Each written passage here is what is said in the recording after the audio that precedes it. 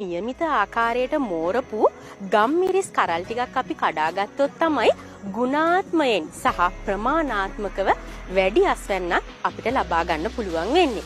Run නැදිලා මාස 8මාරක් විතර ගියාට පස්සේ තමයි අස්වනු නෙලන්න සුදුසු කාලය එළඹෙන්නේ. සාමාන්‍යයෙන් ගම්මිරිස් කරලා අස්වැන්න නෙලන්න සුදුසු අවස්ථාවටපත් වුනහම ඇටයක් දෙකක් කහපාට හරි රතු පාට හරි මට්ටමට ඉදෙන්න පටන් ගන්නවා. අන්න ඒ අවස්ථාව අපි තෝරගන්න ඕනේ ගම්මිරිස් වැලකින් කරල් ටික අස්වැන්න විදිහට නෙලා ගන්න. සාමාන්‍යයෙන් ගම්මිරිස් කරලක් ගත්තහම මේ කරලේ අග්ගිස්සේ ඇටේ අපිට කඩලා අරගෙන ඇඟිලි තුඩින් තෙරපලා බලන්න පුළුවන්.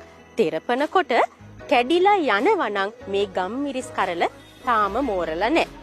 අතින් පොඩි කරනකොට ඉතා තද ඝනකමට දැනෙනවා නම් මේ ගම්මිරිස් කරල් මෝරලා තියෙන්නේ. ඊට අමතරව අපිට පුළුවන් මේ අග්ගිස්සේ ඇටයක් අරගෙන අපේ දතට තියලා කපලා බලන්න.